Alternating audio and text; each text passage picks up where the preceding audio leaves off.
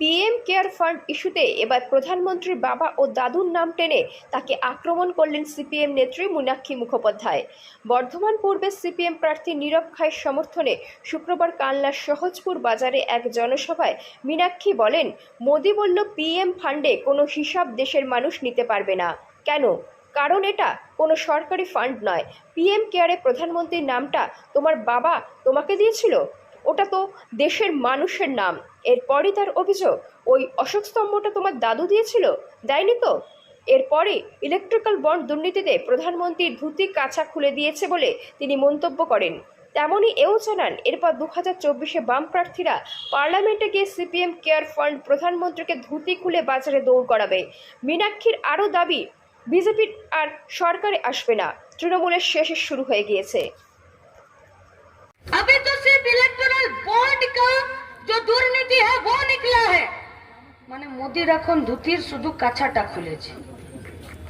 इसके बाद PM care fund आएगा।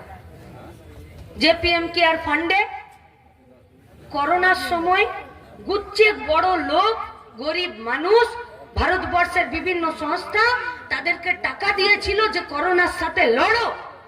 করোনার সাথে লড়ো মানে শুধু ভ্যাকসিন তৈরি করতে পয়সা দেয়নি। করোনার সাথে লড়ো মানে গরিব মানুষ কাজ বন্ধ আছে তাকে খেতে দাও। করোনার সাথে লড়ো মানে যার বাড়িতে রেশন পৌঁছাচ্ছে না তাকে রেশন দাও। করোনার সাথে লড়ো মানে যে বাড়ির লোকটা হসপিটাল যেতে পারছে না তার বাড়িতে ডাক্তার পাঠাও।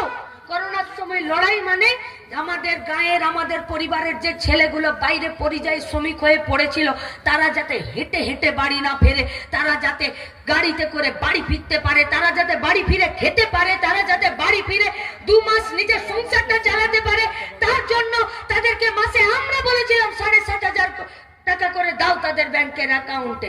কিন্তু মোदी বলল कि ये फंड का कोई हिसाब देश का जनता नहीं ले सकता। क्यों?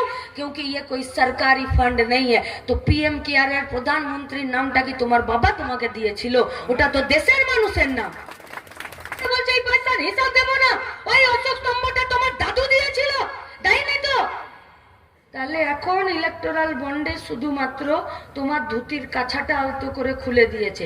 24-এ নীরব খাঁরা পার্লামেন্টে যাবে আর তোমার গোটা ধুতিটা খুলে বাজারে দৌড় যদি আমরা না করাতে পারি, গরিব খেটে খাওয়া মেহনতি মানুষের পয়সার হিসাব না নিতে পারি, তাহলে এই গোটা রাজ্যের মানুষ তারা রাস্তায় দাঁড়িয়ে থাকবে। দাঁড়া, গোটা দেশে যতগুলো ফেজে ভোট হলো আর লাস্ট মুর্শিদাবাদের ভোট যা দেখালো তাতে এটা পরিষ্কার যে গোটা দেশে বিজেপি আর সরকারে আসবে না, আর তৃণমূলের শেষের দিন শুরু হয়ে গেছে।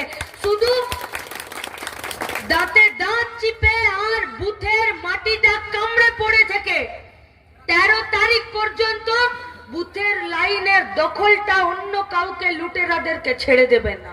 পারবেন তো? এটা জয় আমাদের নিশ্চিত। রীতা ভট্টাচার্যের রিপোর্ট, সুন্দর বাংলা নিউজ।